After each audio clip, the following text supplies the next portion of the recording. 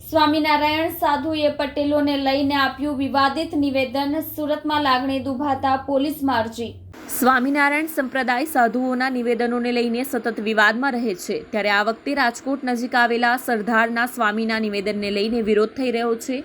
નિત્ય સ્વરૂપદાસજીએ પટેલ સમાજને લઈને નિવેદન આપ્યું છે, જેમાં તેણે પટેલ સમાજની બુદ્ધિની તુલના અન્ય સમાજના સમક્ષ નિમ્ન ગણાવી છે, જેથી સુરતના કાપોદ્રા પોલીસ સ્ટેશનમાં વિવાદિત વિડીયો સાથે અરજી કરવામાં આવી છે।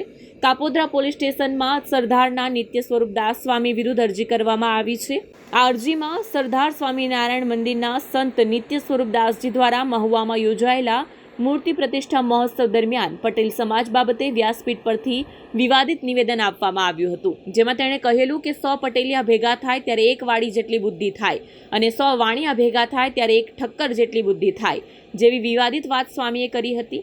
સ્વામીના આવા નિવેદનથી પટેલ સમાજની લાગણી દુભાઈ હોવાનું લાગતા આ બાબતે સ્વામી સામે કાર્યવાહી કરવા બાબતે બાબુભાઈ ગજીરાએ કાપોદ્રા પોલીસ સ્ટેશનમાં અરજી કરી છે।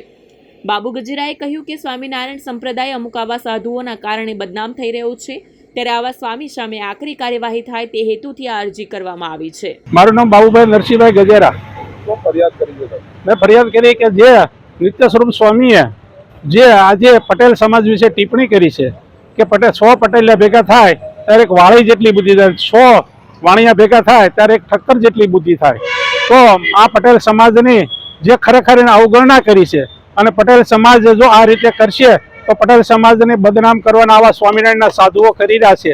એના માટે મેં આજે આ સાધુ વિરુદ્ધ ફરિયાદ કરી છે કે કોઈ પણ સંપ્રદાય હોય, કોઈ પણ જાતિ જ્ઞાતિ હોય, જાતિ વિશેને બોલવાનો અધિકાર હોતો નથી।